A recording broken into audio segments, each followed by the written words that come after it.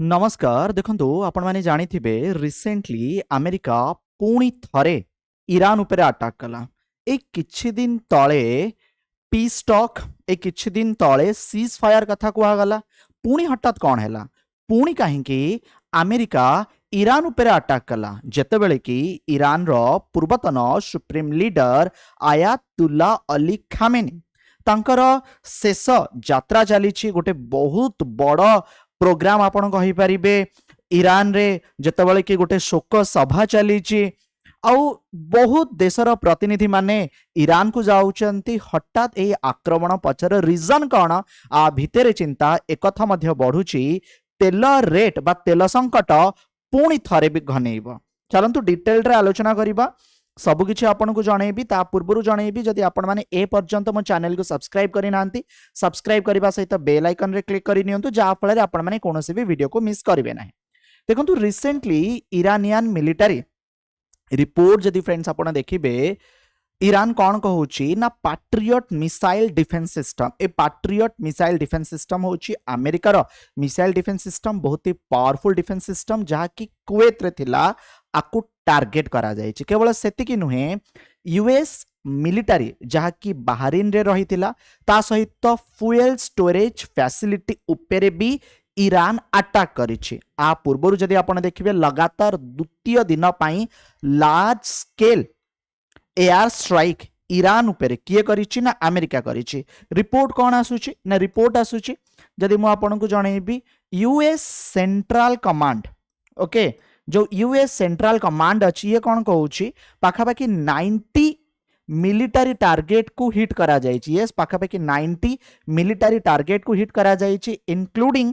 air defence system missile and drone facilities and military infrastructure जहा कि कोठी रहिछि ना ईरान रे रहिछि आ एथिरे पाखापाखि 14 रु अधिक लोकंग मृत्यु हेई सारिछि आ ईरान कहूछि 3 जनक मृत्यु हेइछि तांकर गोटे एरिया रे अच्छा आ भितरे पाखापाखि $70 थिबा गोटे जदि आपण माने देखिबे जो crude oil barrel per litre एटा $80 पाखापाखि पहुंची गलानी तेणु एटा निश्चिंत गोटे बड़ चिंता कि जेतबेले ना समस्या रे सुधार आसीछि आपण एक कथा कहि परिबे रेट तो बढ़ीछि तेल रेट बढ़ीछि कमर्शियल गैस रेट बढ़ीछि बट से प्रॉब्लम नाही जो डिसरप्शन थिला सेटा नाही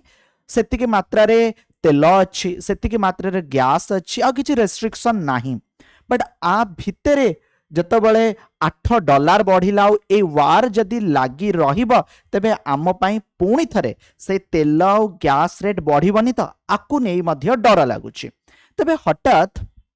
एमिति काहे के हल्ला देखंतु प्रथम कथा होउछि एटा ना कोनोसी को पीस एग्रीमेंट नथिला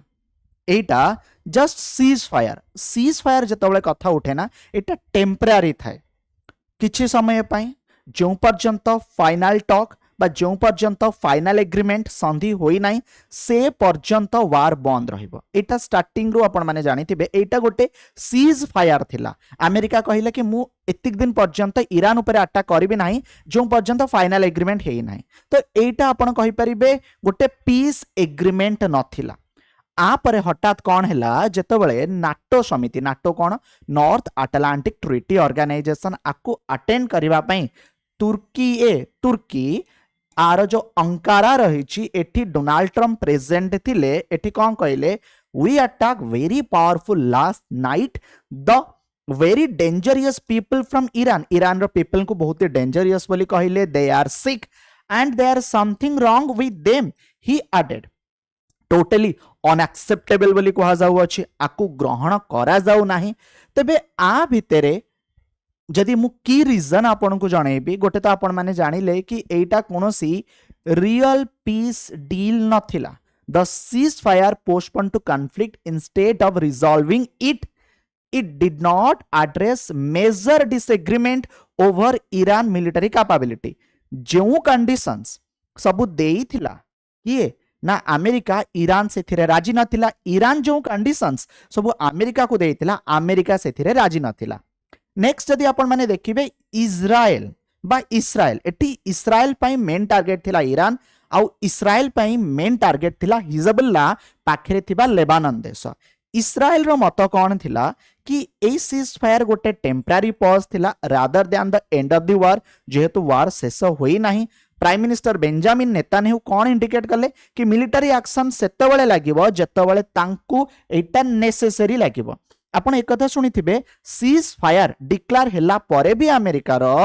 इस्राएल हिजबुल्ला ऊपर अटैक करूथला एटा गोटे बड़ समस्या मध्ये सृष्टि करूथला काहे कि ना इस्राएल पाखरे लेबानन बहुत दूर रे अछि जेतेबेले भी इस्राएल लेबानन ऊपर अटैक करि नबो ता अर्थ सेतेबेले धरा जिवो ए सीज फायर किछि वैल्यू नाही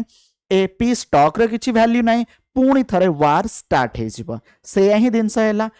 ता परे आसुछि स्ट्रेट ऑफ हॉर्मुज जोटा कि गोटे की इश्यू देखंतु